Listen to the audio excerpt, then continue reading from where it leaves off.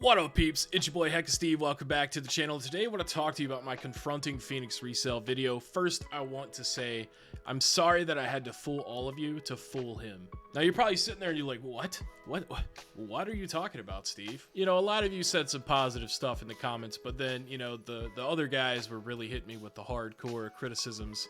I betrayed you. I bent over for Caleb. I should have been more critical. I should have pressed him more on topics. Listen, I knew this whole time what he was trying to do, because why would he willingly do a free video with the guy that made hateful videos about him for like a year? And I knew that from the get-go, man. I'm not fucking stupid. And don't get me wrong. Now, a lot of the stuff that I did say in that video was genuine. I do care about him as a person, but I want to just say this. As a businessman, I still don't like him. I fucking hate him. I even said in the beginning of that video that we're not friends, and people were still didn't catch on to it. But a lot of you guys in the comments here, man, you were very supportive. You thought that it was really cool that I was cordial, showed that I could have a professional conversation with somebody, but it was all a ploy, guys. It was all a ploy. I promise you. I would never, ever turn my back on my fans. You guys are the only ones that matter to me. Just to be friends with this fucking guy. I don't want to be friends with him. I used him because I knew he was trying to use me to make me look bad.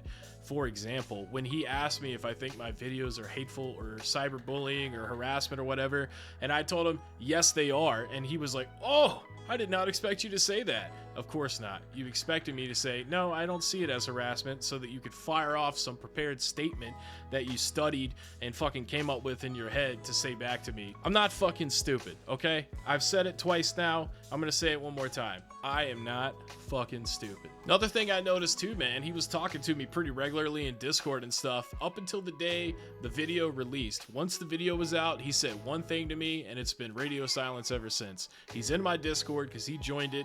I've been tagging him a couple of times, not overly doing it to spam the shit out of him, but I've tagged him a few times and he hasn't replied, emoted, or anything like that. But then I go over to his 1UP app Discord, which I'm in there, and you know, not even an hour ago from right now, he's sitting there like immediately replying to people about his app. So I know that he's available, he's on his phone, he's on Discord, and he's just not having anything to do with me because he got what he wanted. He got what he wanted, and I gave it to him. I know a lot of you guys were mad that I didn't cuss him out the whole time, but like I said, I mean, he would have left after 5 minutes if I was just really mean and cussing him out. Not to mention the fact, if I was just a tyrant the whole time to him, then people watch that, they, you know, would react the same way that they typically do, where they're like, man, Steve is just really a prick. He had this opportunity to talk with this big shot guy on YouTube and totally disparaged it by just being an asshole to him the whole time until he left. I don't need to be friends with any of the resellers. I did shout out a few resellers in the video. Did you notice that he didn't do that?